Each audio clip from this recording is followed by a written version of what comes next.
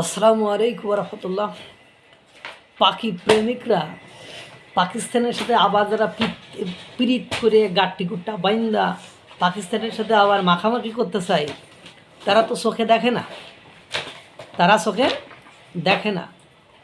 নিরীহ ৮০ জন মানুষকে টিটিপি তেহরিকে তালেবান পাকিস্তানকে মারার নাম করে নিরীহ একেবারে আফগানিস্তানের ৮০ জনকে হত্যা করলো পাকিস্তান। একটি বাংলাদেশের কোনো ইসলামিক সংগঠন একটা আওয়াজ করি নাই, একটা স্ট্যাটাস দেয় নাই। এদেরকে কি বলবেন আপনি? আজ যদি এটা ভারতে করতো, ভারতে মনে করো এরকম ধর্মভিত্তিক মসজিদ ভিত্তিক যেখানে ছাত্ররা থেকে পড়াশোনা করে, যেমন বাংলাদেশে যেমন হাফিজি মাদ্রাসা বা মসজিদ এবং মাদ্রাসা একসাথে, সেই রকম যদি কোনো কিছু হতো, যদি ভারত করত, তাহলে এতক্ষণ দেখতেন মানে বাইতুল মুকাররমের সামনে সব বাংলাদেশের সড়ক মনে হয় সব ব্লক হয়ে যাইতো। যদি ২ জন ৩ জন ৪ জনরাও মারত, ব্লক হয়ে যাইতো। হায় রে ইসলাম, হায় রে ইমান! এদের এই ইমান কোন জায়গায় কে দিছে আল্লাহই ভালো জানে।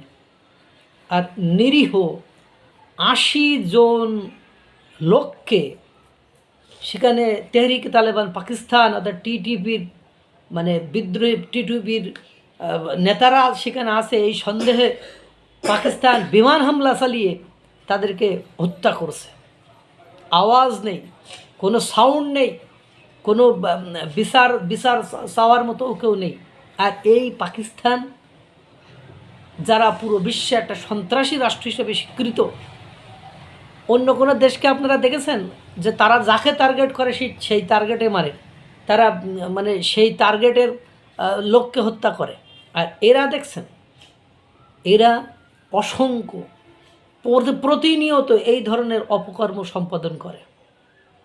আজ আফগানিস্তানের 2টো প্রদেশে ধর্মভিত্তিক শিক্ষা প্রতিষ্ঠানে হামলা চালিয়ে, বিমান হামলা চালিয়ে এত বড় সর্বনাশটা করলো।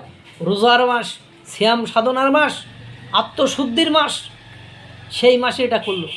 আওয়াজ দেখছেন কোনো সংগঠনের আওয়াজ দেখছেন? কারণ এটা নিয়ে বাংলাদেশের রাজনীতি হয় না, তো এটা নিয়ে বাংলাদেশের কি হয় না, রাজনীতি হয় না। এটা নিয়ে ডাকসুর ভিপি সাদিক কামের ব্যবসা হয় না, এটা নিয়ে সালাউদ্দিন আম্মানের ব্যবসা হয় না। এই জন্য এরা এসব নিয়ে কথা বলে না। এটা নিয়ে ইউরেনিয়াম ব্যবসায়ীর ব্যবসা হয় না, এটা নিয়ে ওই চরমনাই পীরের ব্যবসা হয় না, এটা নিয়ে হেফাজত ইসলামের ব্যবসা হয় না। আর এটা বললে যে ওর ঘাড়ের পর বেশি পড়বে, তোরাই তো প্রীত করিস, তোরাই তো মনে কর তাদের সাথে মাখামাখি ঘষাঘষি করতে চাস, অথচ তারা মুসলিম হত্যাকারী। অনির্বিচারে বিচারহীনভাবে বিবেচনা ছাড়া তারা একের পর এক মুসলিম হত্যা করেছে। কোনো আওয়াজ নেই। হায়রে ইসলাম, হায়রে মুসলিম, হায়রে মুসলিম দেশ, হায়রে মুসলিম দেশের পীড়িতের দেশ।